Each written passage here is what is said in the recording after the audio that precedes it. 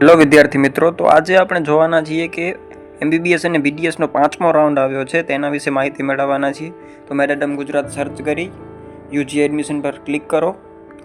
ત્યારબાદ આપણે અહીં ખાસ સૂચના જે જોવા મળે છે કે MBBS અને BDSના સ્પેશિયલ સ્ટ્રે વેકેન્સી રાઉન્ડમાં ભાગ લેવા માટે પાત્રતા ધરાવતા વિદ્યાર્થીઓ અને આ રાઉન્ડમાં નવી ચોઇસ ફિલિંગ ભરવા દેવામાં આવશે નહીં. એટલે કે તમે જે રાઉન્ડમાં ચોઇસ ફિલિંગ ચોથા રાઉન્ડમાં સ્ટ્રે વેકેન્સીમાં કરી હતી તે જ રહેશે.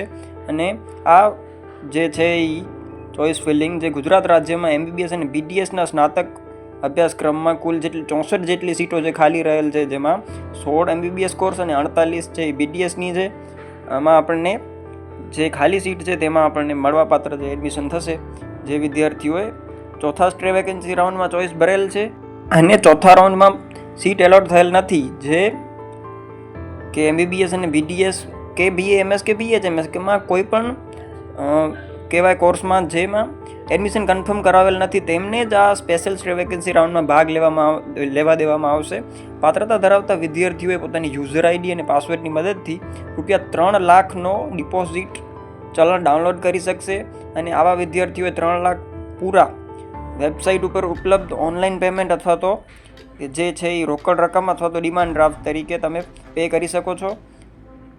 આ સિક્યોરિટી ડિપોઝિટ તરીકે 3 લાખ હશે, જે રિફંડ પાત્ર થશે. અને તમે આ જે 3 લાખ ભરશો એના પછી જ તમને આગળની પ્રક્રિયામાં તમને જવા દેવામાં આવશે. અને એલોટમેન્ટ અંગે આ સાથે સામેલ અંડરટેકિંગ અત્રે પ્રવેશ સમિતિ માન્ય 29 હેલ્પ સેન્ટરમાંથી કોઈ પણ હેલ્પ સેન્ટર તમે 25/11/2024 બપોરે 4 કલાક સુધીમાં જમા કરવાનો રહેશે.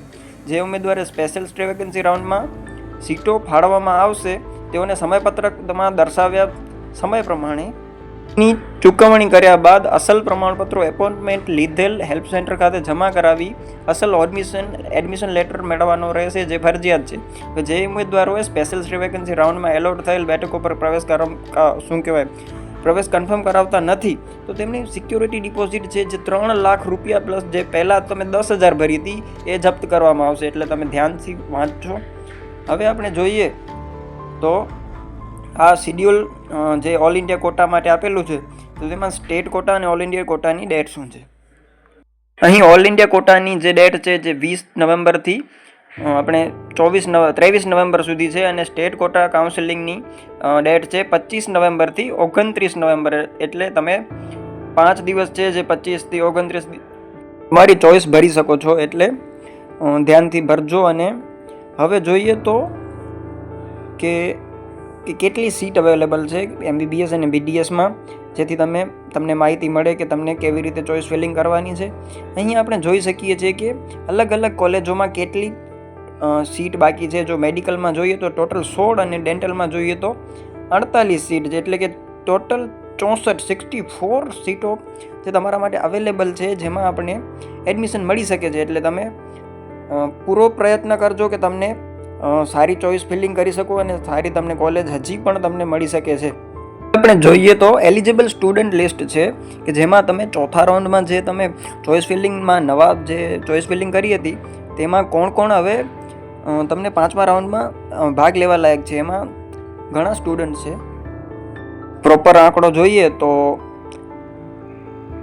ટોટલ 2392 વિદ્યાર્થીઓ છે, જેમાં તમે તમારું નામ જોઈ લેજો પછી જ ચોઇસ ફિલિંગ કરજો. કારણ કે ₹3 લાખ છે, કમાવા અઘરા છે, એટલે તમે જોઈને કરજો 3 લાખ.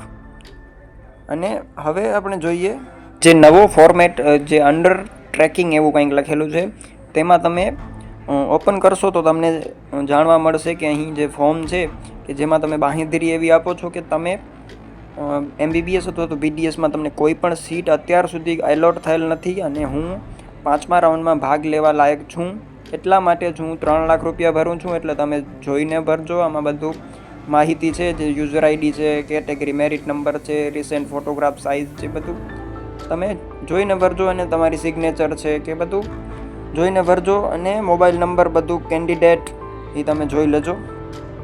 આશા રાખું છું કે વિડીયોમાં તમને બધી જ માહિતી સમજાઈ ગઈ હશે. અને જો તમને વિડીયો ગમ્યો હોય તો ચેનલને લાઇક, શેર અને સબસ્ક્રાઈબ કરી બેલ આઇકન દબાવી દેજો.